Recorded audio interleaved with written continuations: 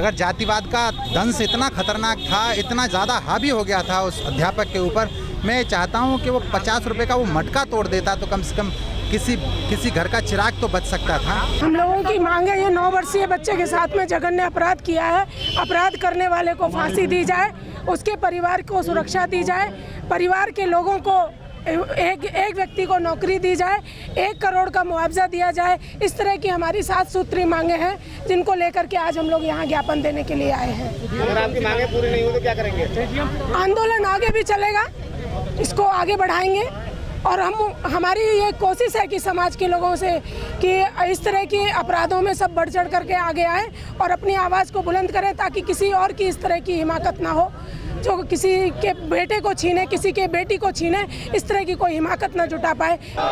ये महिला शक्ति कारवा के बैनर तले ज्ञापन दिया जा रहा है। दलितों पे, पिछड़ों पे अत्याचार हो रहा है भारत के अंदर, तो अपनी मांगों को लेकर ये 7 सूत्री ज्ञापन दिया जा रहा है। पूरे संपूर्ण भारत में लड़ाई लड़ी जाएगी दलितों के और पिछड़ों के मान सम्मान के लिए।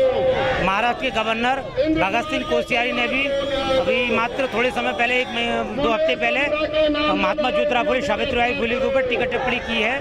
बोला है कि जब वो 13 साल के महात्मा ज्योतिराव फुले थे और महात्मा सावित्रीबाई फुले 9 साल की थी, ये मुर्गा मुर्गी आपस में क्या करते होंगे। राज्यपाल एक संवैधानिक पद है, ऐसे राज्यपाल व्यक्ति को तत्काल इस्तीफा देना चाहिए। हम लोगों की ये भी मांग है। मैं ये कहना चाहूँगी, शिक्षक हमेशा हमें सत्य का मार्ग दिखाते हैं। क्या शिक्षक ऐसे ही होते हैं? मैं शिक्षक के ये पूछना चाहती हूँ कि उनके घर में बच्चा नहीं है, अगर उस बच्चे ने घड़े से हाथ लगा लिया, उसने अपने प्यास बुझाने के लिए घड़े से हाथ लगा तो उसको मौत के घाट उतार दिया। कितनी शर्मनाक ये घटना है। मैं निर्दयनीय इस घटना का मुझे बहुत दुख हो रहा है। मुझे क्या, पूरे समाज को बहुत दुख हो रहा है। और जो छैल सिंह है उसको फांसी की सज़ा मिलनी चाहिए और जो इंद्रजीत मेघवाल हैं, इंद्र कुमार मेघवाल हैं, उसके परिवार को 1 जन को सरकारी जॉब मिलनी चाहिए। और जिस तरह की ये घटनाएं घटी जा रही हैं, तो मैं बस इतना कहना चाहती हूँ, ये कानून व्यवस्था है, उसको अमल लाना चाहिए। इसको लंबे समय तक नहीं खींचना चाहिए, उसी समय इसको मतलब जो भी फांसी की सज़ा मिल जानी चाहिए, ताकि ऐसे इस तरह के जो जघन्य अपराध होते हैं आगे ना हो। इनको ये दहशत है अंदर से कि आज इस नन्हे से बच्चे के साथ में छुआछूत का जो सांप है उसे डस चुका है, तो कहीं ऐसा ना हो कि अगला जो बच्चा है वो इनका हो।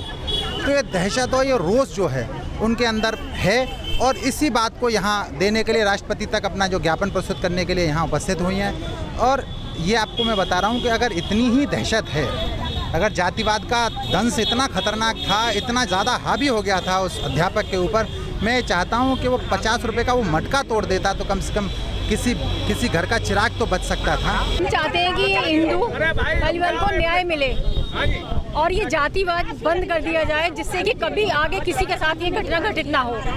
सबसे ज़्यादा जातिवाद के ऊपर ही ये सब कुछ करा जाता है कि जाति क्या है। वैसे तो आप लोग कहते हो कि जनरल और सब एक हैं, वोट के टाइम पे सब एक हैं, और ऐसे टाइम पे जाति में बांट दिया जाता है लोगों को। जो गलत है वो गलत है। हम चाहते हैं कि इसके पूरे परिवार को किस तरह की मांग है, आप क्या चाहते हैं? मांग हमारी है इंद्र मेघवाल के बच्चे परिवार के लिए 1 करोड़ रुपए की सहायता धनराशि दी जाए और उसके परिवार में 1 सरकारी नौकरी दी जाए हमारी मांग में, और परिवार के लिए उसके लिए सुरक्षा की जाए। 7 बिंदुओं पर है महामहिम राष्ट्रपति महोदय को संबोधित ज्ञापन है। ये जो राजस्थान में घटना हुई थी, एक दलित छात्र द्वारा एक निजी स्कूल में शिक्षक के घड़े से पानी पीने के बाद उसकी निर्मम पिटाई के बाद मृत्यु हो गई थी, उसे संबंधित ज्ञापन सौंपा गया है।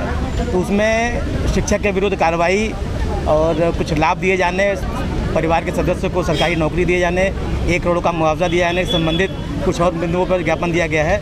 ज्ञापन को यथाशीघ्र राष्ट्रपति महोदय को भिजवा दिया जाएगा।